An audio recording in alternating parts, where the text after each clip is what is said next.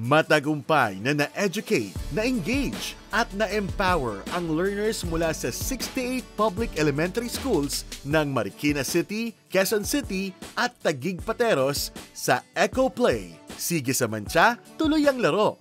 Hatid ng Knowledge Channel Foundation at Breeze. 149,977 na mag-aaral ang nakiisa sa iba't ibang activities upang ipromote ang play at resilience sa mga kabataan. Hatid ng Eco Play ang video lessons na nakaayon sa curriculum kung saan na-educate ang 92,018 learners tungkol sa iba't ibang larong Pinoy.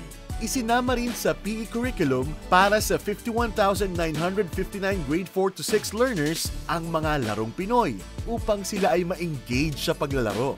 Patuloy din ang pag-maintain ng Eco Gardens sa 26 schools mula sa nakaraang Eco Project at ang Green School Initiatives ng 24,589 learners sa Quezon City.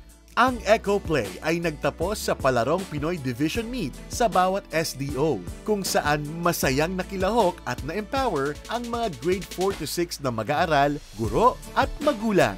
Ang mga nagwaging paaralan ay nakatanggap ng mga premyo mula sa Knowledge Channel Foundation at Breeze. May mga magulang din na nag-uwi ng bagong washing machine. Yung mga bata, sobrang tuwang-tuwa po talaga. Malaking bagay po yun sa pag-aaral ng mga bata. Yung TV po na yan, ilalagay namin sa room na kung saan ang kailangan ng mga kagamitan sa pag-aaral po. Sa Eco Play, sige sa Mancha!